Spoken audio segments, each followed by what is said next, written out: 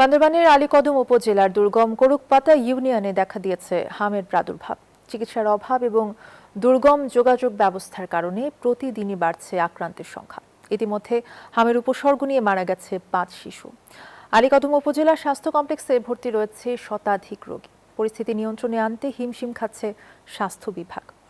HM সম্রাটের তথ্যচিত্রে desk report. হামের রোগীতে ভর্তি আলীকদম উপজেলা স্বাস্থ্য কমপ্লেক্স। শয্যা সংকটের কারণে অনেক রোগীকে চিকিৎসা নিতে হচ্ছে হাসপাতালের করিডোর ও মেঝেতে।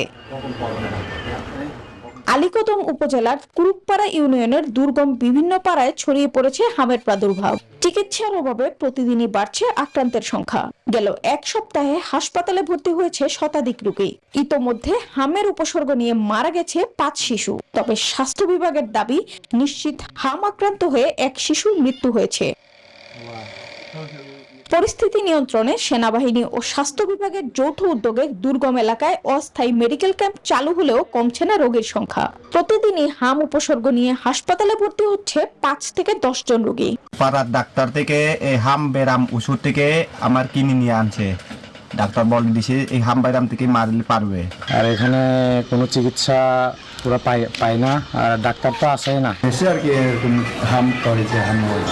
এদিকে দুর্গম এলাকা ও যাতায়াত ব্যবস্থার অভাবে আক্রান্ত রোগীদের যথাযথ চিকিৎসা নিশ্চিত করা কঠিন হয়ে পড়েছে বলে জানান সিভিল সার্জন। আলীকদমের মূল হচ্ছে দুর্গমতা। আমরা দুর্গমতার কারণে আমরা ওখান থেকে আমাদেরকে আসলে রিচ করতে অনেক কষ্ট হয়ে যাচ্ছে।